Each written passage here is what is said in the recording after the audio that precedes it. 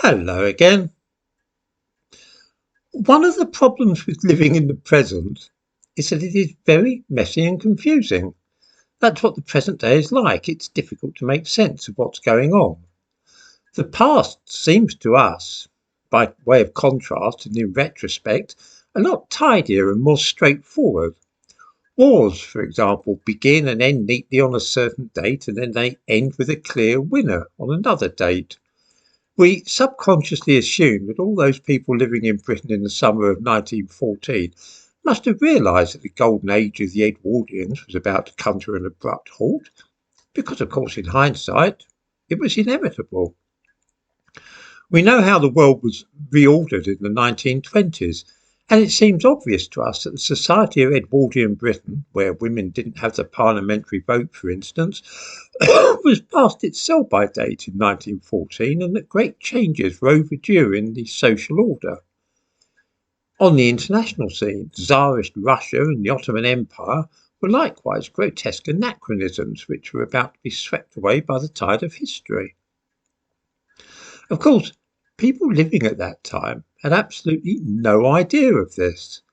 For them, the assassination of some obscure archduke in Sarajevo was not a world-changing event which would prove the trigger for the greatest war the world had ever seen.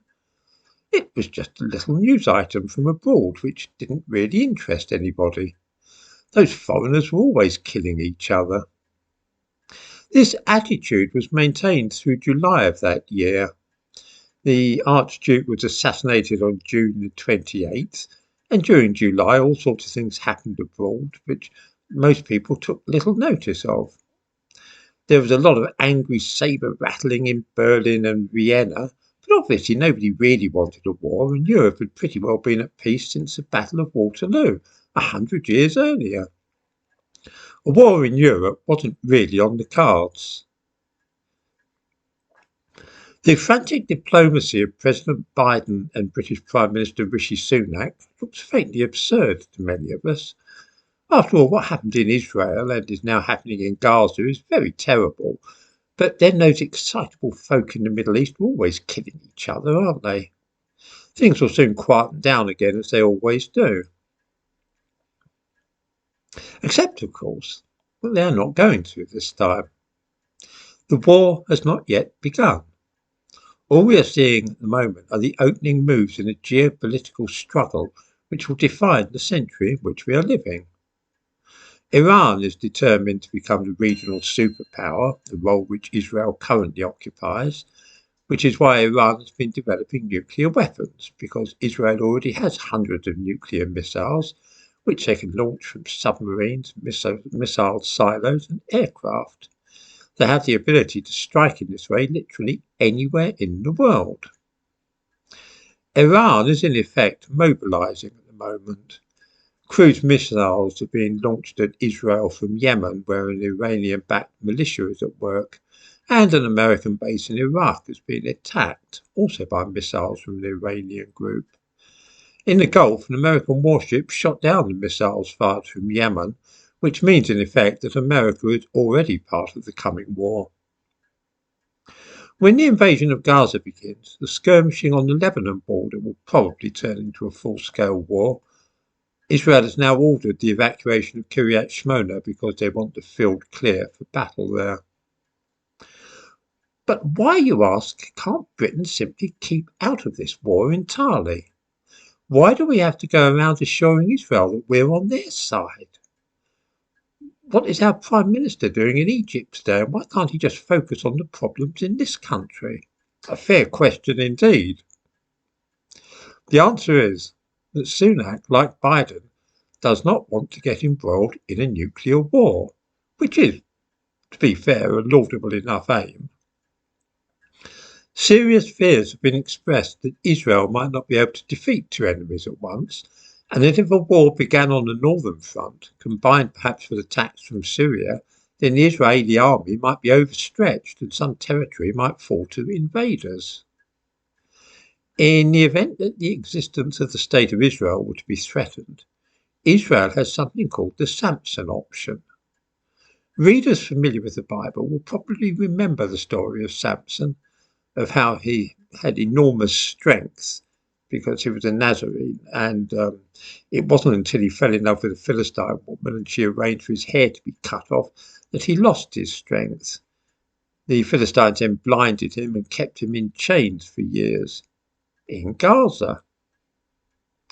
One day, years after he'd been put into prison and treated like a beast of burden, they brought him out for their amusement during a feast in Gaza, of all places. He had lost his strength when his hair had been cut, but it had now regrown and his strength had returned. So he pulled down the pillars of the building where the feasting was taking place, thus killing himself but also all his enemies at the same time. It is slightly ominous that Israel's ultimate plan should be derived from a great slaughter which took place in Gaza. The Samson option is simply that if Israel faced defeat, then they would use their nuclear arsenal as they saw fit, if necessary destroying themselves with their enemies, like Samson. They have more than enough weapons to inflict fearful damage on any country in the world, including, by the way, allies like Britain and America if they chose, or Russia and China if that was their aim. That Israel would, in the last extremity, use nuclear weapons is not in doubt. The question is, who would they aim them at? Nobody knows, and it is not in Israel's interests to reveal this. This then is the real reason that Britain's Prime Minister has been frantically racing around the Middle East trying to stop a general war from breaking out, and it is why the Americans are shooting down cruise missiles fired from Yemen. Nobody wants the war to spread or for Israel to feel that it is in a corner and has only itself to rely upon. This would be a doomsday scenario, and nobody has the faintest idea how Israel would act in such a case. We might do well also to remember Masada, the desert fortress where a Jewish garrison all killed themselves rather than be defeated and taken prisoner by the Romans in 74 AD. There is a saying in Israel, Sheni Masada lo tipol, which means Masada shall not fall again. We really are entering the most dangerous time in history since the Second World War, and all the signs are that most people don't realise it. But then again, why should they? Any more than people in the summer of 1914 were aware that their world was about to be destroyed and all that they knew swept away forever.